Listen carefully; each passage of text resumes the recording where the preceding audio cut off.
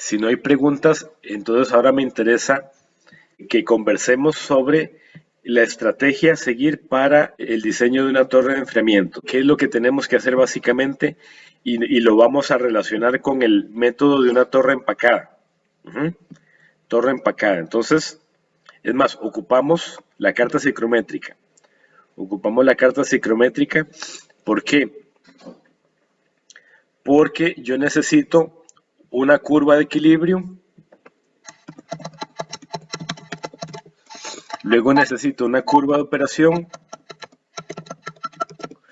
y luego necesito calcular una integral, que va a ser, por decirlo así, el NUT, número de unidades de transferencia.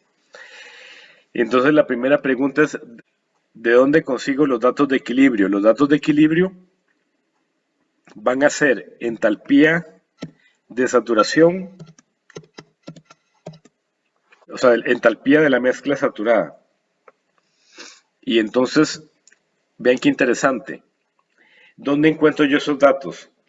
Opción número 1, en el libro de Treibal. En el libro de Treibal, en la primera tabla, humidificación es el capítulo 7. Entonces, en la tabla 7.1 del Treibal, ahí vienen, una de las tablas que viene son los valores, dice H sub S en función de la temperatura. Entonces, esa es la curva de equilibrio que vamos a usar para diseñar torres de enfriamiento.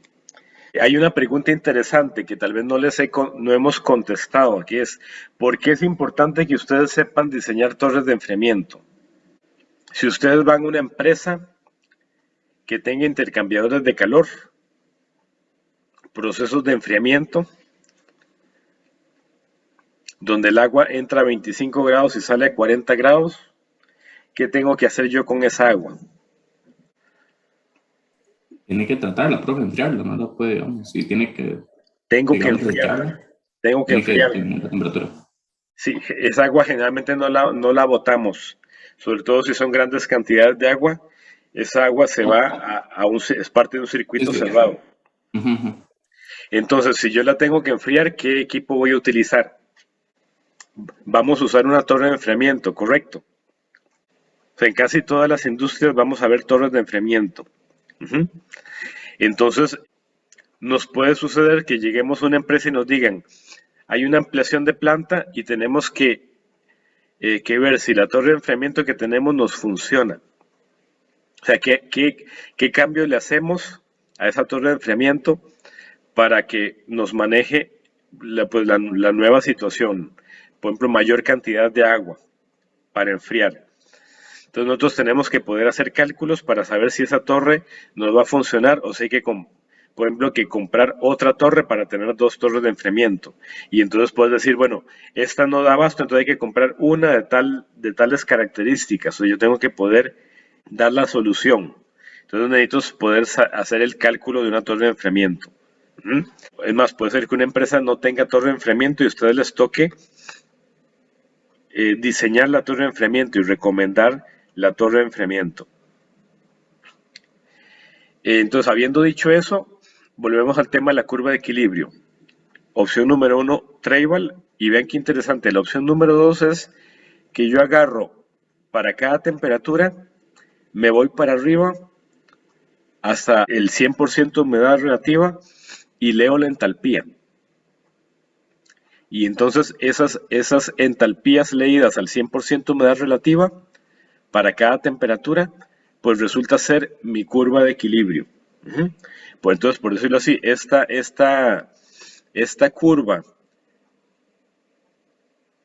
las correspondientes entalpías para cada temperatura, son los datos de mi curva de equilibrio para la torre de enfriamiento.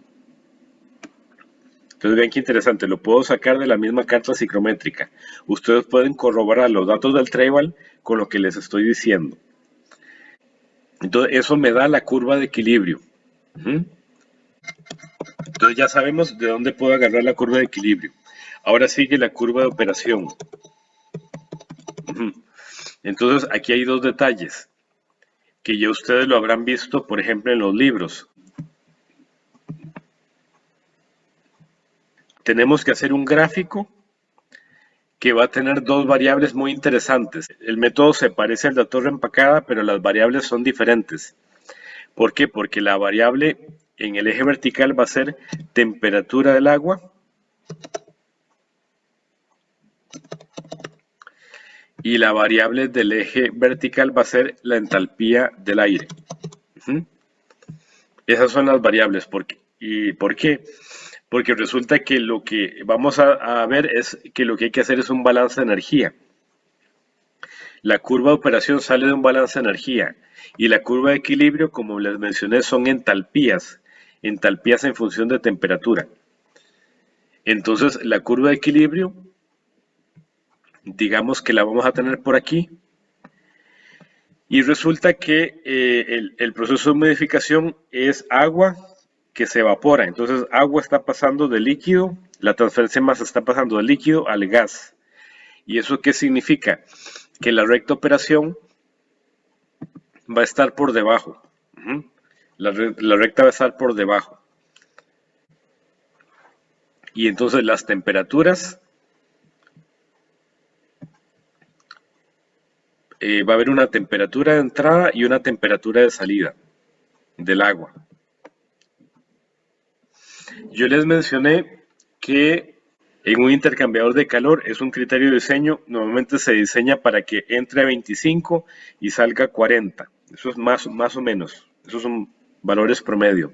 Entonces la torre de enfriamiento típicamente va a entrar a 40 y va a salir a 25. O sea, puede ser un par de grados más, un par de grados menos, pero esos son valores típicos. Entonces esos valores generalmente yo los voy a conocer de la temperatura del agua. En el caso del aire, yo voy a conocer los datos de entrada, o sea, yo voy a conocer las condiciones de entrada del aire.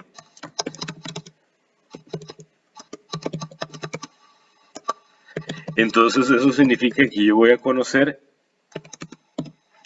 la entalpía de entrada del aire. Y esa entalpía de entrada, en mi torre de enfriamiento, generalmente va a ser, podemos suponer que va a ser contracorriente. ¿En qué sentido? Que el agua la subimos con una bomba y entonces el agua va a estar moviéndose de arriba para abajo.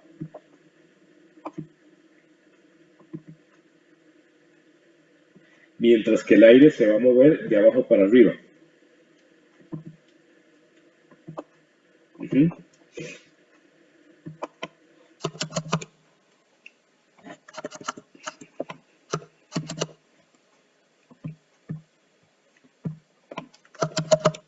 En mi canal de YouTube hay un video muy interesante que se llama Panorama de las torres de enfriamiento, que les voy a recomendar que lo vean porque ahí se explica mucho cómo se construye una torre de enfriamiento, cómo funciona, tiro forzado, tiro inducido, las torres estas de cemento, etcétera.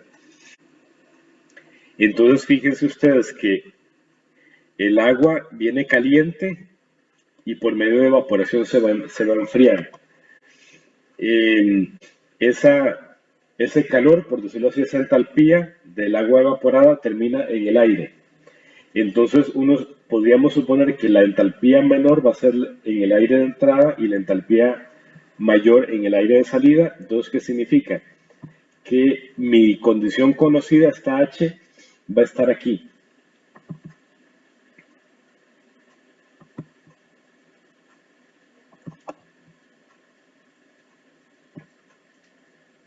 Bien, estoy haciéndolo que se parezca al ejemplo de una torre empacada. Entonces, yo primero dibujo o marco mis condiciones conocidas de temperatura y de entalpía en este caso, y entonces yo puedo, el otro punto no está definido al inicio, sino que yo me tengo que mover y yo puedo definir una condición límite, que es cuando se toca la curva de equilibrio. Y después puedo definir mi condición de diseño. Pero entonces, para dibujar esta curva de operación, ¿cuál sería el balance de energía?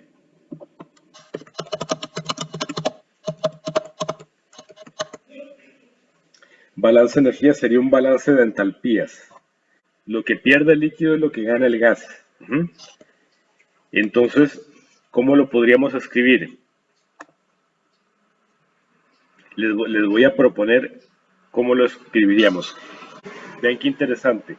El líquido, flujo de líquido, por calor específico del líquido, por la diferencia de temperaturas. Vamos a ponerle T2 menos T1.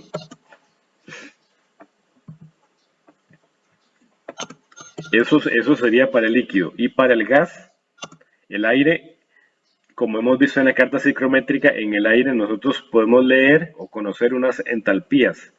Entonces para el aire vamos a escribir G por H2 menos H1. Ese es nuestro balance de energía. Y esta es la recta operación. La recta operación, vean qué interesante, va a tener una pendiente. Vamos a ver, la pendiente tendría que ser H2 menos H1 entre T2 menos T1. Entonces la pendiente va a ser L por CP entre G. Aquí hay una diferencia con respecto a la torre empacada. En la torre empacada, la pendiente era L entre G, porque era con balanzas de masa. Aquí, como es balance de energía, vean, la pendiente va a ser L por el calor específico entre G. Si ustedes se acuerdan, en este tipo de torre, la cantidad de agua, el líquido, yo lo tengo fijo, porque eso es del proceso, eso viene del proceso, es una cantidad fija de agua, y con lo que yo voy a jugar es con la cantidad de aire. Entonces vean que en este caso, la línea roja, que es la condición límite, la condición que sería dependiente máxima, va a corresponder a flujo de aire mínimo. Eso lo habíamos visto en torres empacadas. Y entonces eso me da un G mínimo. Y entonces mi flujo de gas, mi flujo de aire de diseño, pues va a ser un factor 1,5 o 2, 2,5 del valor mínimo, y eso me va a dar mi recta operación de diseño. Y me va a dar también mi entalpía de salida. O sea, la entalpía de salida yo la voy a conocer hasta que tenga definida la recta operación de diseño, o sea que propiamente va a ser la de la torre de enfriamiento que se va a diseñar. Digamos que esto va a ser, vamos a ver que esto va a ser T2, esto va a ser T1, y entonces aquí voy a tener H2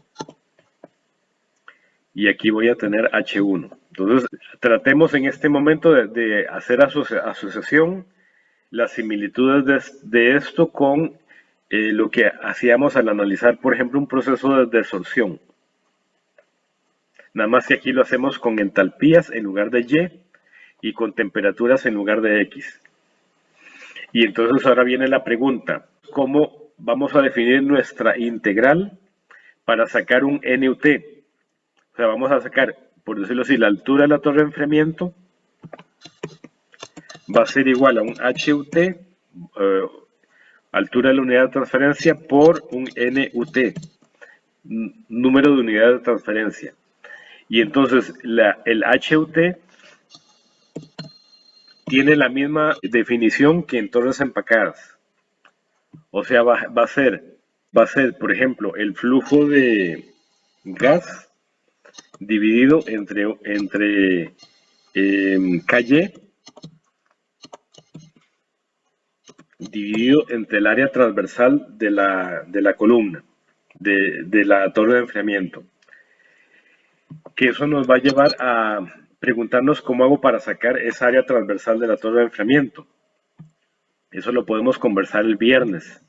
Hay un documento por allí que dice criterios para seleccionar torres de enfriamiento. Les recomiendo que vean ese documento para poderlo discutir el viernes. Ahí vienen, por ejemplo, los criterios para sacar esa área de la sección transversal, la sección de la torre de enfriamiento. Entonces el HUT es el mismo. Ven qué interesante. Y ahora viene la pregunta de la integral. La integral O sea, el NUT pues va a ser igual a una integral, o sea, aquí a una integral, y entonces la pregunta es, va a tener aquí abajo h menos, bueno, es en minúscula. Yo lo escribo en minúscula porque es por kilogramo, ¿sí? Es intensiva. H menos H asterisco es el valor de equilibrio. Analicemos un momentito si debería ser H asterisco menos H, porque el H asterisco es el de equilibrio que está arriba y el H es el de la recta operación que está abajo. Entonces H asterisco menos H, y aquí arriba, ¿qué vamos a tener? DH. Es una integral basada en entalpías que podemos calcular por medio del método del trapecio, y entonces eso significa que, por ejemplo, aquí vamos a hacer líneas verticales. Acuérdense, no nos podemos salir de los límites de la recta operación. Hacemos varias líneas verticales y aplicamos el método del trapecio para ese integrando, y sacamos la integral, y de ahí sacamos el NUT. Ahora, el interesante es que si ustedes van a los libros, hay otra fórmula. Ustedes dicen, mira, profesor, hay otra fórmula que la integral tiene dt arriba, en lugar de dh. Eso es correcto. Esta es la versión que utiliza datos, digamos, datos de gas. Y gas, acuérdense, el gas está asociado a entalpía del aire, de la mezcla aire-agua. Es más, veámoslo así. L por Cp por dt es igual a G por dH. Entonces vean qué interesante, yo puedo sustituir G por dH, lo puedo sustituir por LCP dt, y obtengo otra fórmula para la altura de la torre de enfriamiento, o sea, otra fórmula para el HUT, que sería L por Cp entre KY por S. Y en este caso, o sea, si uso datos de líquido, entonces la integral del NUT va a ser un poquito diferente. ¿Por qué? Porque va a tener dt arriba y va a tener h asterisco menos h abajo. Entonces, eso es para que ustedes sepan, porque se van a encontrar en los libros dos integrales diferentes. Entonces, para que ustedes pues tengan una idea de que lo que se hizo fue reemplazar LCP dt o GDH por LCP dt. Y por eso las integrales son parecidas pero diferentes.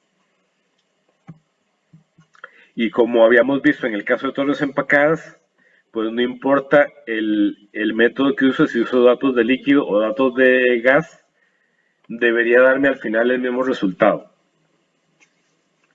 De nuevo, hagamos asociación con lo que hemos visto anteriormente.